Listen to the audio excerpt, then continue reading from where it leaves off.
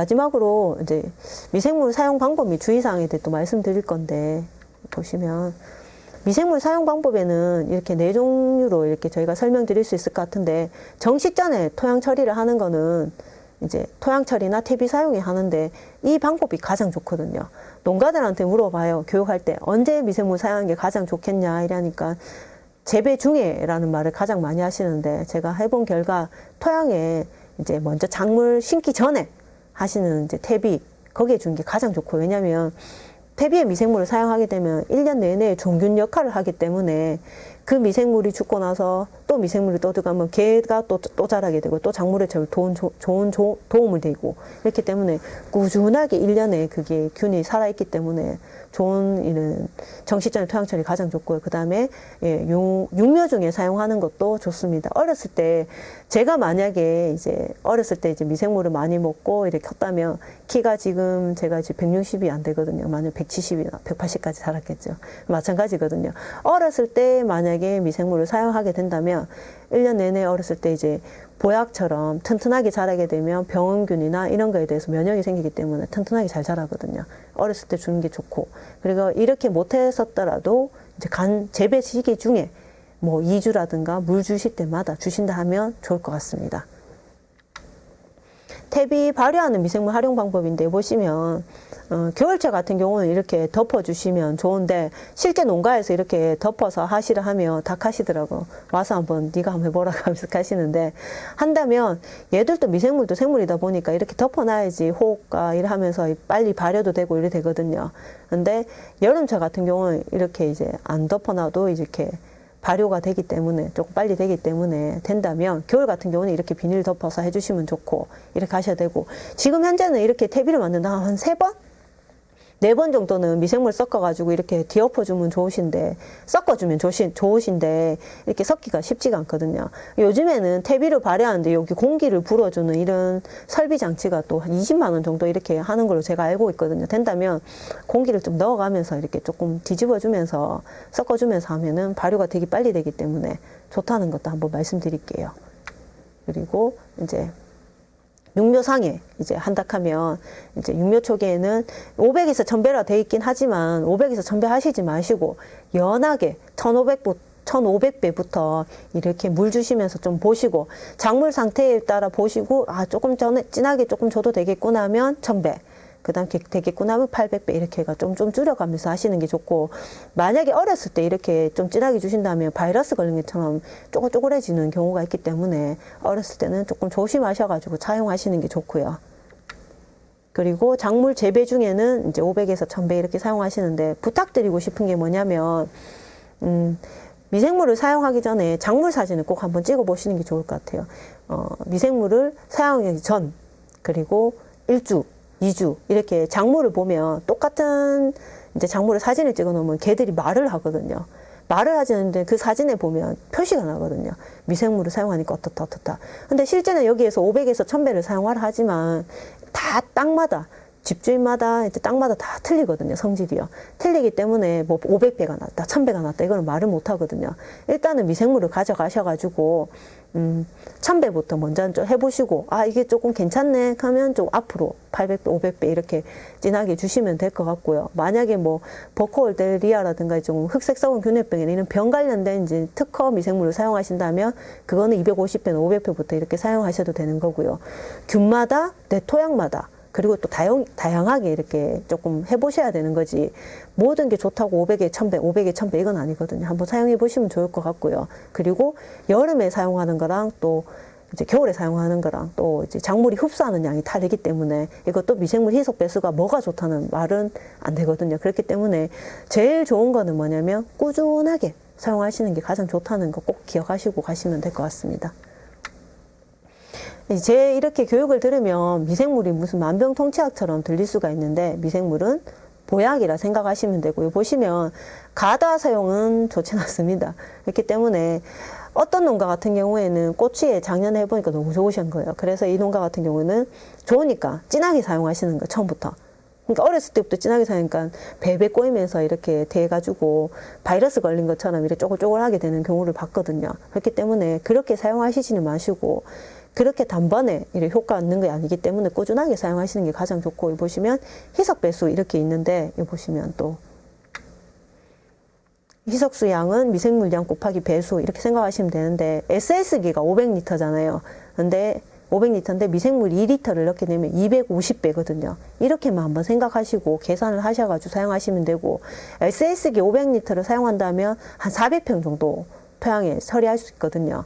그럼 이게 미생물 2봉지가 4리터가 맞는지 이렇게 물어보시는데, 그렇게 물어보시기보다는 일단은 내 땅에 SS기를 250배로 이렇게 한번 해보시던가, 아니면 한 1리터만 넣어가지고 500배로 한번 사용해보시고, 이게 더 맞는지 이게 맞는지를 먼저 한번 실험해보시고 사용해보시는 게 좋을 것 같다는 생각이 듭니다. 혹시나 궁금한 게 있으시면 이제 군위나 아니면 각 지자체마다 미생물 담당자가 있거든요. 한번 물어보시면 좋을 것 같습니다. 그리고 토양이랑 미생물은 제가 이제 뗄래야 뗄 수 없는 관계이기 때문에 간단하게만 말씀드리고 이제 하는데, 이거를 제가 말씀드린 게 뭐냐면, 땅을 죽이는 데는 3년이고 살리는 데 10년이거든요. 근데 미생물을 사용해 보시면 지금의 민원은 뭐냐면, 가수농가 같으면 땅이 살아있으니까 지렁이가 많이 생기는 거예요. 지렁이가 생기니까 두더지가 오게 되고, 그러니까 저보고 두더지 잡아달라고 민원이 되게 많이 오거든요. 그만큼 땅이 보실보실해지는 거예요. 흙을 밟으면 딱딱한 땅이 보실보실해진다는 느낌을 받을 수가 있거든요. 그만큼 이제 토양이 좋아진다는 건데, 근데 보시면 네이버에 검색하시면 흙토람이라는 사이트가 있어요. 여기 가시면 이제 토양 환경 지도라고 있습니다. 여기 가시면 뭐 군위군이라든지 의성군이라든지 각 지자체마다 뭐 여주시라든지 이런 게 들어가셔서 작목만 선택하시면 이제 여기에 이제 초록색이, 여기 보시면 진한 초록색이 최적지고 연두색이 약간 연한 초록색이 적지, 연두색은 가는지, 노란색은 저위생, 흰색은 재배가 어렵다, 기타로 이렇게 나오는데, 먼저 이제 기농하신 분한테 제가 또 제일 많이 교육한 게 뭐냐면, 땅을 사시기 전에 그 땅의 가격만 보시지 말고 주위 환경도 보시는 건 좋긴 한데, 일단 내가 무슨 작목을 선택하느냐에 따라 다르지겠지만 작목부터 먼저 선택을 하신 다음에 이 작목이 이 땅에 맞는지를 보시고 사셔야 되거든요. 이거는 이제 돈도 무료입니다. 농진청에 가셔서 흙토라면 사이트만 보면 지번만 검색해서 나와가지고 작목만 오이인데, 이제 여기 같으면 이제 오이 궁굴인데 여기에 오이만 찍어서 보시면 여기 이렇게 나오죠. 초록색. 근데 여기보다 어디가 더 좋죠? 여기 초록색. 그렇죠. 그러니까 이런 걸 보고 하셔야 되는 거예요. 근데 이런데 오이를 재배해도 되긴 됩니다. 근데 잘 재배를 하셔야 되는 거예요. 굳이 농사를 이렇게 지은 것보단 여기가 낫고 여기보단 여기가 낫겠죠. 그렇기 때문에 땅도 잘 보시고 사용하시라고 이건 팁으로 조금 넣어놨고요. 그리고 12처방서가 이렇게 나오거든요. 토양을 제가 미생물을 사용하기 전에 꼭 토양 분석을 하라는 게, 토양 분석을 하게 되면 미생물 사용하기 전, 미생물 사용한 후 이런 과정을 한번 보시고, 아, 내 토양이 뭐가 적정한지, 뭐가 적은지, 뭐가 많은지 한번 알고 가시면 되고요. 대부분에 보시면 인산이 이렇게 높거든요. 밭이나 이런 데 보면. 근데 이게 인산이 땅에는 많지만은 이게 흡수할 수 있는 덩어리가 크다고 아까 말씀드렸잖아요. 이런 거를 흡수를 하려면 어떻게 해야 되냐면, 농가들이 보기에는 인산이 없으니까 열매가 안 달린 것 같고 색택도 안 나는 것 같고, 그래서 인산 비료를 또 치시거든요. 그래 하시지 마시고 센터에 가시면 인산 가용화되는 미생물을 조금 달라 하시면 이게 주는 걸 확인할 수 있거든요. 그렇기 때문에 꼭 한번 이제 12처방서도 받아보고 이 성분에 따라 무슨 미생물을 사용하면 좋을지도 한번 또 물어보시고, 그렇게 해서 미생물을 사용하시면 좋을 것 같습니다. 그리고 시료 채취 시기랑 시점인데, 사람과 마찬가지거든요. 사람도 건강검진을 할 때 뭐 전날에 이제 술을 먹는다든가 뭐 스트레스를 많이 받은 상태에서 그 다음날 건강검진 잘 가지 않지 않습니까? 작물도 마찬가지거든요. 비료 치기 전에, 퇴비 치기 전에 분석하는 게 맞고요. 또 분석을 제대로 했는 거는 오차가 많이 나도 20% 이상 나지 않거든요. 많이 안 납니다. 근데 여기 보시면 시료를 어디에 언제 채취하고 어느 시기에 채취했는지, 어느 지점에 채취했는지가 중요하거든요. 보시면 가수 같은 경우에는 여기 뿌리 발생을 하는 수간 바로 아래, 그리고 채소는 이랑 옆에 이 부분에 시료를 채취해 오셔야 되고요. 만약에 경사가 있다면 이렇게 물 흐름이 이렇게 있다면 이렇게 중간, 하부, 중부, 상부 이렇게 보셔야 되고, 지그재그로 많이 보시는 게 좋고요. 만약 병이 있다면 병 걸린 토양 땅 따로, 아니면 정상적인 땅 따로 이렇게 퍼오시면 성분이 조금 틀리시는 거 확인할 수 있기 때문에 꼭 12처방을 한번 받아보시라고 이렇게 였고요. 보시면 이렇게 이제 많이 가져오실 필요 없고요. 한 봉지 한 500g 정도 이렇게 가져오시면 됩니다. 그리고 땅이 이렇게 많은데 흙이 이렇게 축분법이라서 잘라서 마주보고 있는 거 이렇게 500g만 갖고 오시면 됩니다. 그리고 제가 이게 되게 특이한 자료인데 이제 보시면 이 농가가 오셔가지고 자기가 뭘 하면 되겠냐고 뭘 해도 안 된다고 오셨는 거예요. 왜 농사가 안 되는지 아십니까? 정답은 여기가 저수지거든요. 저수지인데 물이 이렇게 흐르고 있는 거예요. 이렇게. 그러니까 여기 가니까 항상 질퍽한 거예요. 물길인 거, 물길. 그러니까 여기를 재배도 안 되는 거죠.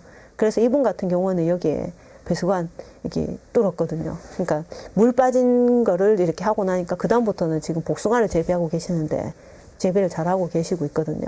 그러니까 꼭 땅을 사시더라도 아까 흑토람에서 보시는 자료처럼 그 화학성이랑 물리성 성분도 봐야 되는 것도 맞고, 여기 보시면 물길에 지나가는 통로인지 이런 것도 한번 보시면 좋은데, 혹시 궁금하시거나 하시면 직원을 불러주시면 제가 무료로 봐드릴 테니까 전화 한번 주십시오.